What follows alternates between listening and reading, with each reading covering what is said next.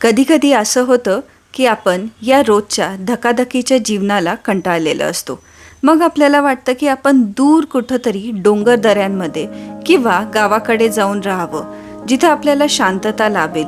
आणि याच शांततेच्या शोधात मी असताना मला माझं उत्तर अगदीच कोल्हापूरच्या जवळच सापडलं. कोल्हापूरपासून साधारणतः 20 किलोमीटरवर असलेलं हे गाव आणि त्याचाच हा छोटासा घाट. हॅलो, नमस्कार, राम राम मंडळी. आज आपण आलेलो आहोत ज्योतिबाच्या पायथ्याशी असलेल्या सागळेमादे गावात आणि इथे आहे आपण निसर्ग रिसॉर्टमध्ये.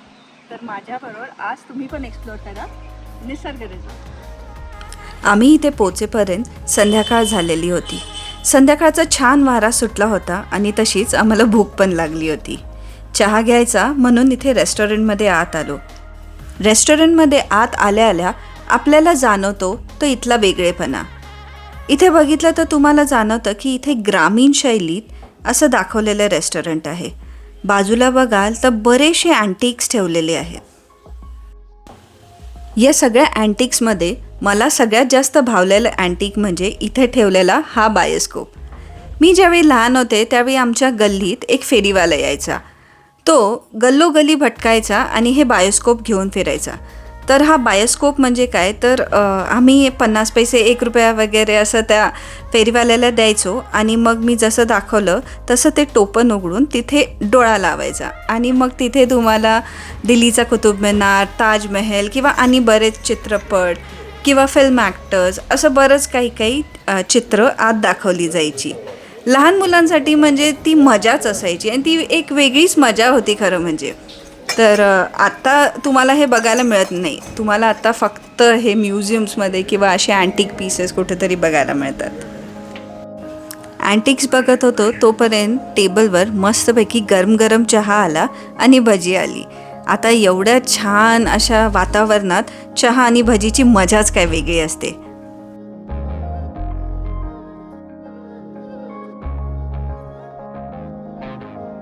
हे रिसॉर्ट एक इको लक्झरी रिसॉर्ट आहे.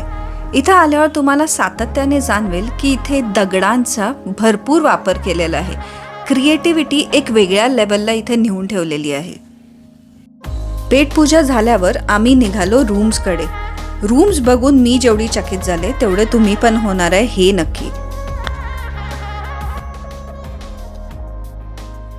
समोर आहे ते इथे असलेलं ट्रक हाऊस आणि हो, इथे तुम्हाला राहता येतं.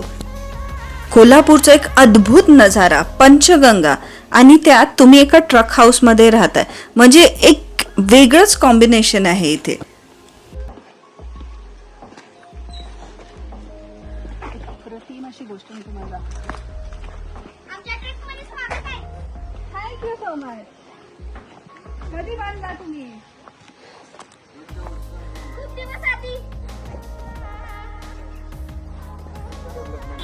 तर 1970 मधला हा आहे टाटाचा ट्रक.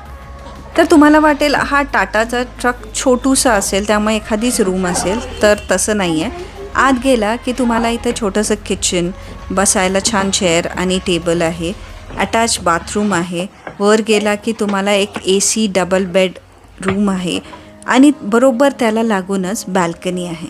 आणि या बॅल्कनीतून जर तुम्ही बाहेर बघितलं तर आसपासचा नजारा अतिशय सुंदर आहे. तुम्हाला पूर्ण कोल्हापूर दिसतं, तसंच पंचगंगेचा घाटही दिसतो. आसपास बरीच झाडं आहेत.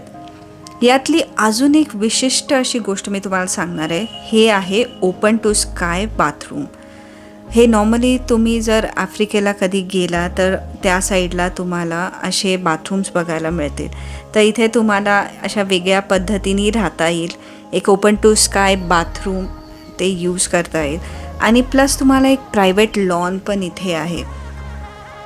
इथूनच एक दुसरी पुढे रूम आहे जी मला खूप आवडली होती. ती म्हणजे ही अगदी दगडात बांधलेली अशी ही रूम आहे. तुम्हाला हा जो बेड दिसतोय त्या बेडच्या खालचा जर चौथरा तुम्ही बघितला तर तो पूर्ण दगडी आहे. मागचं पण तुम्हाला जे दिसतंय ते सगळं दगडी आहे. तुम्ही बाहेर आला तर बाहेर एक छोटीशी बाल्कनी आहे आणि तिथे बसण्यासाठी पण तुम्हाला जे दिलं गेलेलं आहे तोही एक दगडी चौथरा आहे.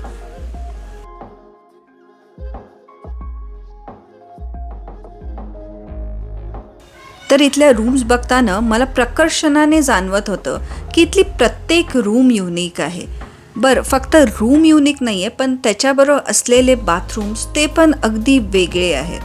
प्रत्येकाचा एक वेगळा गोडवा आहे, प्रत्येकाचा एक वेगळी खासियत आहे.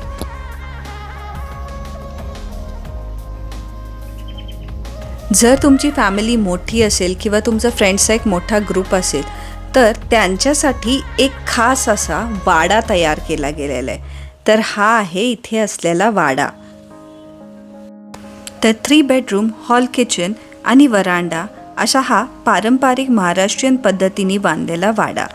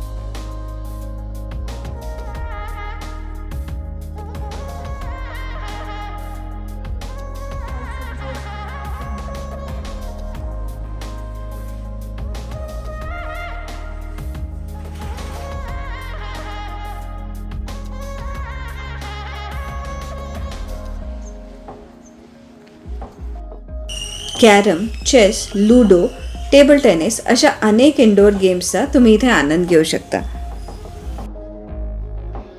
इथे तुम्हाला बरेचसे जुने कॅमेराचे मॉडेल्स, घड्याळांचे मॉडेल्स, म्हणजे तुमच्या आजी आजोबांकडे कधी ना कधीतरी तुम्ही असे घड्याळ बघितलेलेच असतील.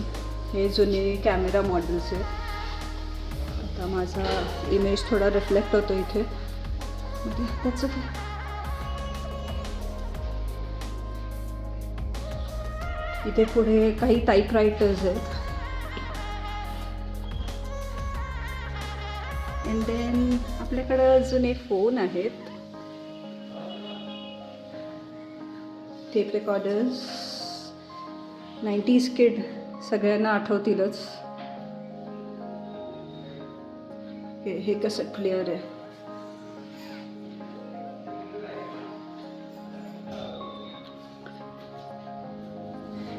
दॅट्स मी. आणि हे छोटंसं स्टडी टेबल आणि इथे एक छान पान आहे. ज्या शांततेच्या शोधात मी इथे आले होते ती मला इथे मिळाली. संध्याकाळचं इथलं वातावरण तर आणिच सुंदर होतं. इथे जवळच असलेलं त्यांचं रॉक गार्डन बघण्यासारखं आहे. रात्रीच्या वेळी इथे तुम्हाला सुंदरसं महाराष्ट्रीयन पद्धतीचं जेवण जेवायला मिळेल. व्हेज, नॉन व्हेज या दोन्हीही व्हरायटी तुम्हाला इथे मिळतील. इथे तुम्ही ज्यावेळी राहायला याल त्यावेळी इथून ज्योतिबा, पन्हाळा, कोल्हापूर अगदीच जवळ आहेत. रात्रीच्या जेवणाच्या वेळी मस्त गरम गरम थापलेल्या भाकरी आणि चपातीवर आणि नॉनव्हेजच्या छान पांढऱ्या आणि तांबड्या रसाबरोबर आम्ही जेवणाचा ताव मारला. आणि हो, आम्ही व्हेजवाल्यांना विसरलो नाही बरं का. त्यांच्यासाठी पण तेवढंच सुंदर आणि छानसं रुचकर जेवण होतं. माझ्यासाठी इथं येणं म्हणजे एक परफेक्ट गेटअवे होतं. रोजच्या धकाधकीच्या जीवनातून काहीतरी वेगळं आणि काहीतरी सुंदर. कॉर्पोरेट मीटिंग्स, फॅमिली वीकेंड्स किंवा छोट्या फंक्शनसाठी हा परफेक्ट स्पॉट आहे. एक वेगळा अनोखा असा स्टे एक्सपिरियन्स करायचा असेल तर इथे नक्की या.